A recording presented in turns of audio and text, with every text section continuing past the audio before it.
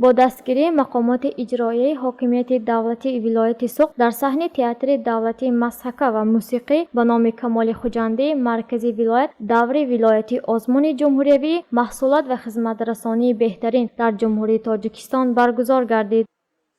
امروز دور ولایتی آزمون محصولات و خدمت رسانی بهترین در جمهوری تاجیکستان برگزار گشته ایستاده است که در آن 96 کارخانه و تشکیلات با 105 نامگوی محصولات های گوناگونی که در وطن ما استحصال می شوند و با هنرمندان و مؤسسه های خدمت رسانی اشتراک می کنند و بعد از اشتراک در آزمون جنبست آزمون برگزار می گردد که از روی معلومات ممیزان 26 نفر اشتراکچیان آزمون الکی غالب دور ولایتی آزمون گردیده راه خط برای اشتراک در دور جمهوری آزمون محصولات و خدمت رسانی بهترین جمهوری تاجیکستان گرفتند.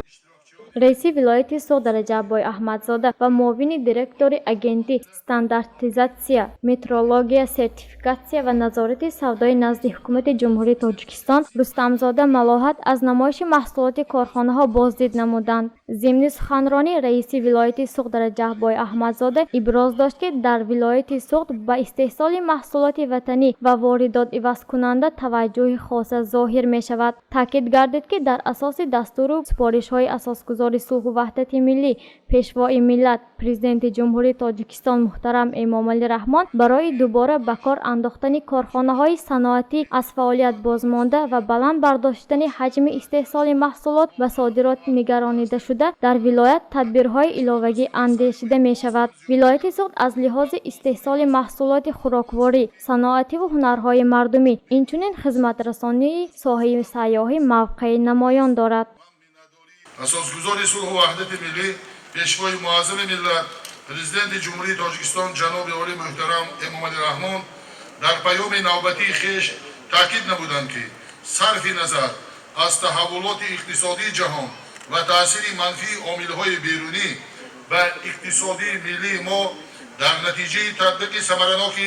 اصلاحات اقتصادی عملی نمودن استراتژی و برنامه‌ها و تدبیرهای ضد بحرانی در 5 سال اخیر رشد اقتصادیات تاجیکستان همساله به حساب میانه در سطح 7.3% تامین گردید و بلند برداشتن سطح و صفت زندگی ساکنان مملکت هدفمندانه عملی کرده شد. از این لحاظ هدف از برگزاری آزمون مذکور تقویت بخشیدن به رشد استحصال محصولات رقابت‌پذیر و واردات عوض کننده وطنی، معرفی امکانیت‌های سیاحی و هنرهای مردمی، بلند برداشتن رقابتناکی محصولات وطنی و بهتر نمودن صفت خدمت رسانی اجتماعی به حساب رفته برای رشد صاحبکاری وطنی، بهبودی صفت و بخطری محصولات وطنی و تقویت اقتدار صادراتی مملکت از همه جهت مساعدت می‌کند. هدف از برگزاری آزمون مذکور تقویت بخشیدن به رشد استحصال محصولات رقابت پذیر و واردات عوض کننده وطنی، معرفی امکانیت‌های سیاحی و هنرهای مردمی، بلند برداشتن رقابتناکی محصولات وطنی و بهتر نمودن صفت خدمت رسانی اجتماعی به حساب رفته برای رشد صاحبکاری وطنی، بهبودی صفت و بخطری محصولات وطنی و تقویت اقتدار صادراتی مملکت از همه جهت مساعدت می‌نماید. مورد به ذکر است که در آزمون اشتراکچیان از روی نامیناسی‌های محصولات خوراکواری، محصولات صنعتی و هنرهای مردمی، محصولات تعینات استحصالی تکنیکی، خدمت رسانی خوراکی عمومی و خدمت رسانی ساحه سیاحی اشتراک نمودند. با دستگیری پیشوای ملت اساسگذار صلح و وحدت در آزمون هنر دولتی پاینده و برکات روزگار انسان است اشتراک نموده ایستادم.